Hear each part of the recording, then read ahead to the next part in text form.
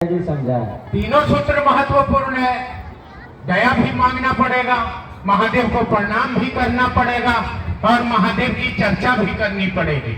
महादेव से दया इसलिए मांगना पड़ेगा कि क्यों मांगना पड़ेगा, मैंने अभी आपको बताया कि मन बिल्कुल विपरीत दिशा में है, तो बिना उनके दया का मन ठीक समझ में नहीं आएगा। दूसरा सूत्र में महादेव की चर्चा इसलिए करनी पड़ेगी कि वो हम पर भरोसा किए हैं कि मेरा बाल बच्चा है, मेरा चर्चा कर लेगा और लोगों को शिव का शिष्य बना लेगा। उनको प्रणाम करना पड़ेगा, इसलिए प्रणाम करना पड़ेगा कि गुरु बनाए हैं, शिष्य हैं हम, तो छोटे मोटे गुरु को चेला प्रणाम करता है और वो तो तीनों लोक के गुरु हैं, वो तो महादेव हैं, मेरे गुरु हुए हैं, सौभाग्य है, तो हमको इस काम को करना पड़ेगा।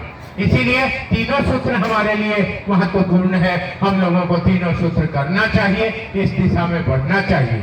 आप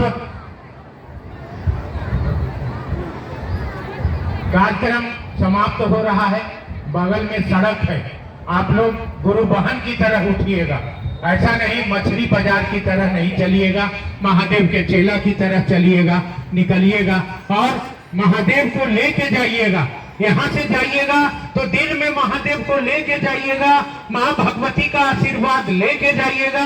माँ भगवती और महादेव दोनों हमारे आपके साथ हैं, रहे, महादेव की दया मिले, साहब दीदी का आशीर्वाद लगे, महादेव दया करें। नवरात्रि के इस प्रथम दिवस में महादेव की दया से, माँ भगवती के आशीर्वाद से हम लोगों का शिष्य भाव बना रहे, महादेव मेरे गुरु रहे, ऐसी आशीर्वाद और दया मांगते हैं और साहब दीदी से आशीर्वाद मांगते हैं कि हम लोगों का जीवन महादेव के नाम से शुरू हो, महादेव के नाम पर खत्म हो जाए, चाहे दुख आए चाहे सुख आए, महादेव के पास जिएंगे, महादेव के पास मरेंगे, महादेव महादेव करेंगे, महादेव के साथ ही रहेंगे।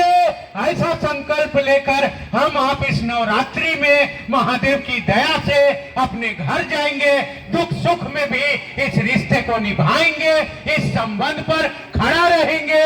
नवरात्रि के इस संकल्प में आइए माँ के सामने, महादेव के पास एक संपूर्ण संकल्पित जागरण दिया जाए। जागो जागो महादेव। आप सबों को प्रणाम। कृपया धीरे